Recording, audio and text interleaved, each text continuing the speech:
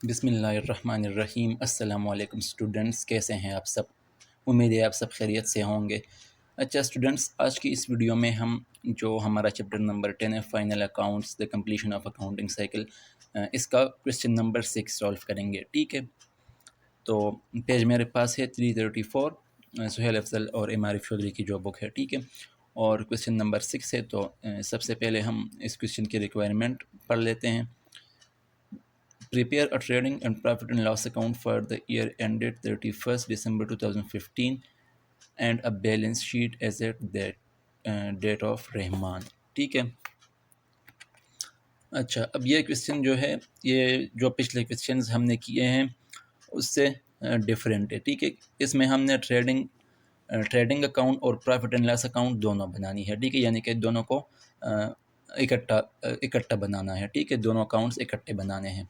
तो इसका फॉर्मेट इस तरह बनेगा, ये मैं आपके सामने है, मैं ऑलरेडी बना चुका हूँ। सबसे पहले ऑनर का नाम आएगा जिसके लिए हम अकाउंट्स बना रहे हैं, उसके बाद trading and profit and loss account, statement का नाम, और इसके बाद फिर हम डेट मेंशन करेंगे जिस पीरियड के लिए हम बना रहे हैं। ठीक है, अच्छा जी, अब पेपर में जो क्वेश्चन आता है वो ज़्यादातर इसी तरह के क्वेश्चन होते हैं, जिसमें यानी कि ट्रेडिंग और प्रॉफिट एंड लॉस अकाउंट और बैलेंस शीट, यानी कि ये जो तीन चीज़ें हैं, ये तीन चीज़ें उसमें बनानी होती है। ठीक है, जो 20 नंबर का क्वेश्चन आता है पेपर में, तो इसलिए ये यहाँ से जो आगे जो क्वेश्चन है ना, क्वेश्चन नंबर 6 से आगे, ये पेपर के हवाले से बहुत ही इम्पोर्टेंट क्वेश्चन है। ठीक है, क्योंकि ये फुल फ्लेज्ड क्वेश्चन है, और पेपर में भी जो 20 नंबर का क्वेश्चन होता है वो ज़्यादातर इस पैटर्न पे होता है, यानी कि फुल फ्लेज्ड क्वेश्चन होता है, ये तीन चीज़ें उसमें बनानी होती है।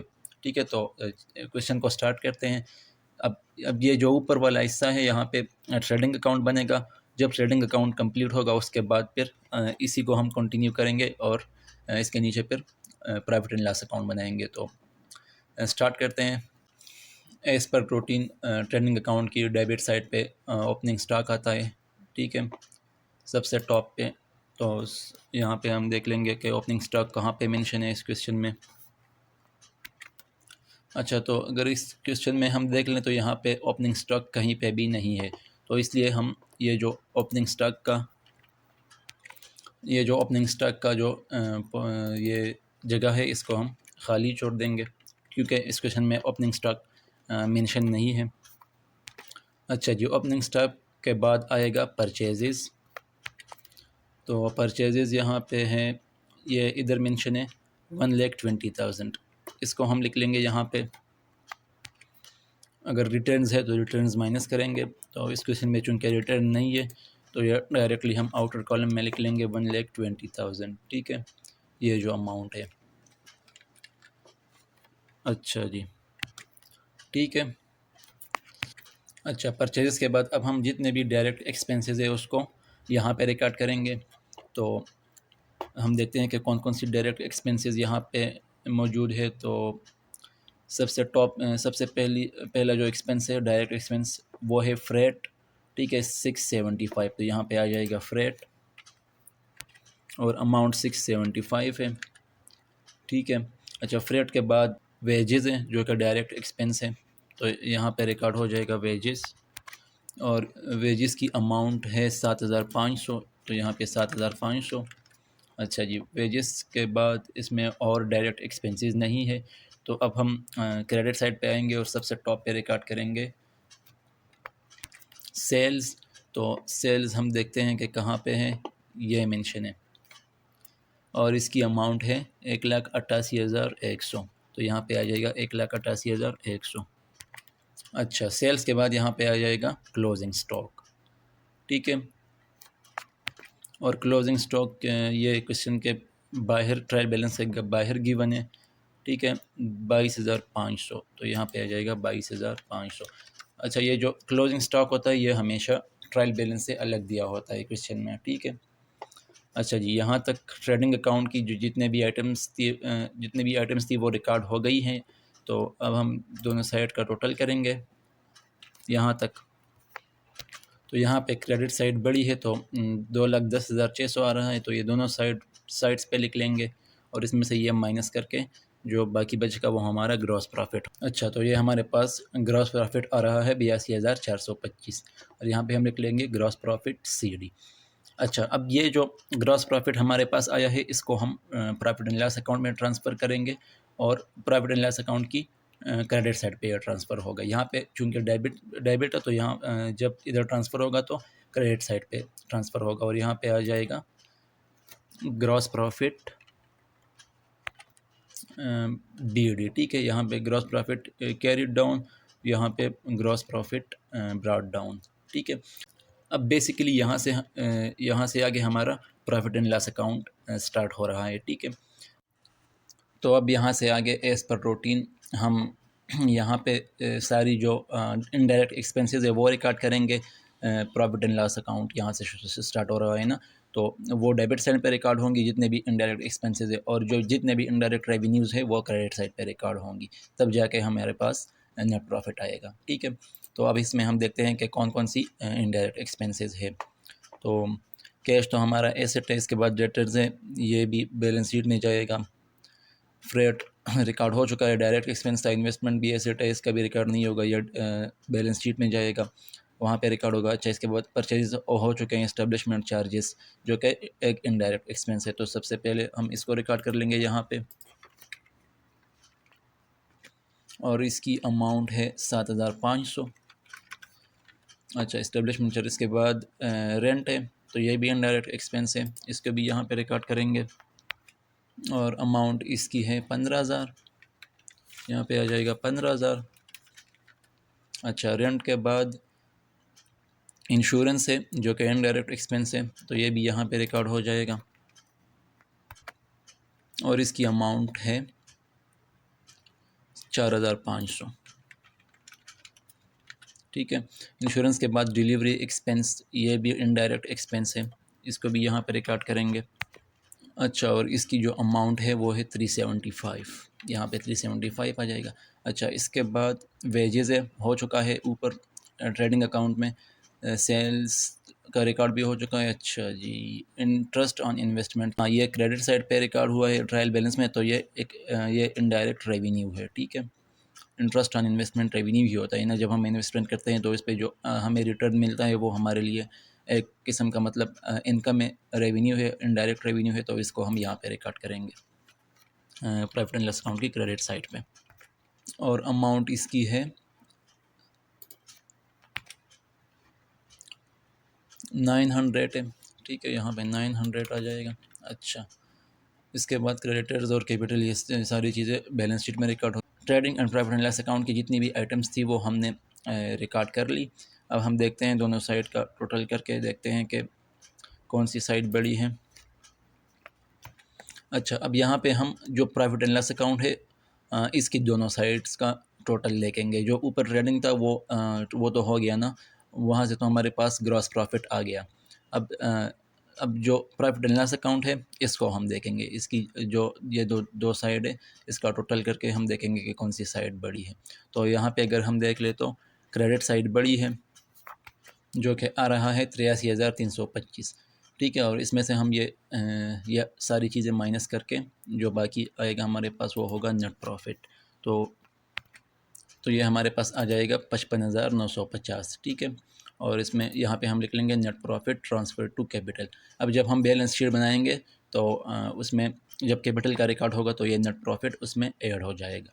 ठीक है, तो हमारा trading and profit and loss account complete हो गया है। अब हम बैलेंस शीट की तरफ चलते हैं, बैलेंस शीट बना लेते हैं इस क्वेश्चन के लिए। अच्छा जी, तो बैलेंस शीट का फॉर्मेट कुछ यूँ बनेगा। सबसे पहले जो ओनर है उसका नाम आएगा, उसके बाद बैलेंस शीट यानी कि जो स्टेटमेंट का नाम है, और इसके बाद डेट। अच्छा, डेट में हम यहाँ पे लिख लेंगे एज एट 31 दिसंबर 2015, क्योंकि ये स्पेसिफिक डेट को हम बना रहे हैं बैलेंस शीट। अच्छा, जो बाकी स्टेटमेंट्स होते हैं वहाँ पे हम ये लिखते हैं कि फॉर द ईयर एंडेड, यानी कि ये मतलब पूरे साल के लिए हैं, या जबकि ये जो बैलेंस शीट है ये हम उस स्पेसिफिक डेट को बनाते हैं, तो इसलिए यहाँ पे हम एज एट 31 दिसंबर 2015 लिखेंगे। अच्छा जी, इसकी लेफ़्ट साइड पे एसेट्स, आएंगे जितने भी एसेट्स हैं हमारे इस क्वेश्चन में, और राइट साइड पे लाइबिलिटीज़ आएंगी। ठीक है, अच्छा जी। अब यहाँ पे जो एसेट्स और लाइबिलिटीज़ की जो अरेंजमेंट है वो हम लिक्विडिटी प्रेफरेंस मेथड के मुताबिक करेंगे। ठीक है, बेसिकली जो मार्शलिंग है उसके हमारे पास तीन मेथड्स हैं। एक परमानेंसी प्रेफरेंस मेथड, दूसरा है लिक्विडिटी प्रेफरेंस मेथड, और तीसरा है मिक्स्ड मेथड। ये तीनों हम ऑलरेडी डिस्कस कर चुके हैं इस चैप्टर के स्टार्ट होते हुए। जो पहली वीडियो थी उसमें मैंने इन तीन मेथड्स को डिटेल से डिस्कस किया था। ठीक है, तो यहाँ पे हम जो लिक्विडिटी प्रेफरेंस मेथड है उसके मुताबिक हम ये अरेंजमेंट करेंगे, क्योंकि ये मेथड जो सोल प्रोप्राइटरशिप होता है और पार्टनरशिप होता है वो बिजनेसेस इस मेथड को यूज़ करते हुए अपनी बैलेंस शीट बनाते हैं। ठीक है, तो सबसे पहले यानी कि इस मेथड के मुताबिक जो करंट एसेट्स है वो पहले आएंगे और जो फिक्स्ड एसेट्स है वो बाद में रिकॉर्ड होंगे। ठीक है, और इसी तरह लाइबिलिटीज़ भी, करंट लाइबिलिटीज़ पहले और जो लॉन्ग टर्म लाइबिलिटीज़ है वो बाद में रिकॉर्ड होंगी।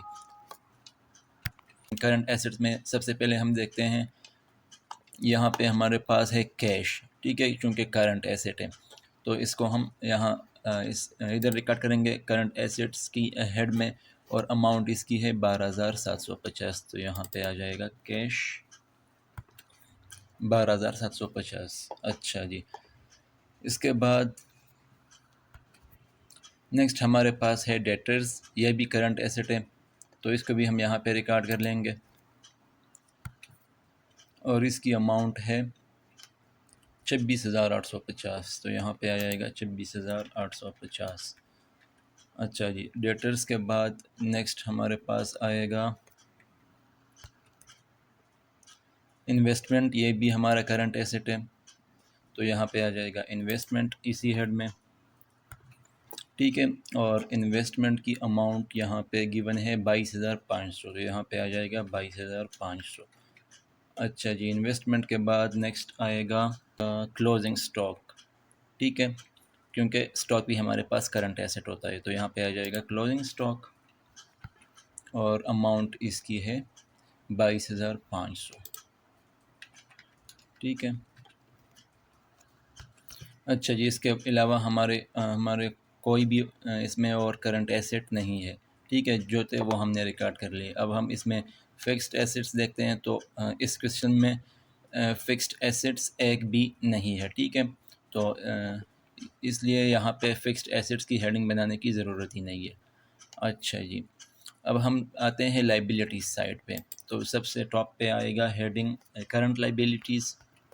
ठीक है, तो इसमें हम देखते हैं कि करंट लाइबिलिटीज़ कौन कौन सी है। तो सबसे पहले जो हमारे पास आएगी करंट लाइबिलिटीज़ वो है क्रेडिटर्स। ठीक है, तो यहाँ पे आ जाएगा क्रेडिटर्स, और इसकी अमाउंट है 12,000। तो यहाँ पे आ जाएगा 12,000। ठीक है, इसके अलावा और कोई भी करंट लाइबिलिटी इस क्वेश्चन में गिवन नहीं है। तो नेक्स्ट हम हेडिंग बनाएंगे फ़िक्स्ड लाइबिलिटीज़ या लॉन्ग टर्म लाइबिलिटीज़, जो आपकी मर्ज़ी है। फ़िक्स्ड टर्म लाइबिलिटीज़ लिख लें या लॉन्ग टर्म लाइबिलिटीज़ लिख लें। मैं यहाँ पे लॉन्ग टर्म लाइबिलिटीज़ लिख लेता हूँ। तो लॉन्ग टर्म लाइबिलिटीज़ में इसमें तो और कोई भी गिवन नहीं है, जस्ट कैपिटल है। ठीक है, तो यहाँ पे आ जाएगा कैपिटल, और इसकी जो अमाउंट है वो हम इनर कॉलम में लिखेंगे क्योंकि इसमें थोड़ी सी एडजस्टमेंट है, और अमाउंट इसकी है 16,650। ठीक है, तो यहाँ पे आ जाएगा 16,650। अच्छा जी, अब ये जो कैपिटल है इसमें हम जो हमारे पास ऊपर ये नेट प्रॉफिट आया था प्रॉफिट एंड लॉस अकाउंट में, अब हम इसको यहाँ इस कैपिटल में ऐड करेंगे। ठीक है, ठीक है, यहाँ पे हम लिख लेंगे ऐड नेट प्रॉफिट, और अमाउंट इसकी है, प्रॉफिट जो हमारे पास आया है 55,950। तो यहाँ पे आ जाएगा 55,950। ठीक है, और इन दोनों को ऐड करके नेट फिगर हम आउटर कॉलम में शिफ्ट कर लेंगे।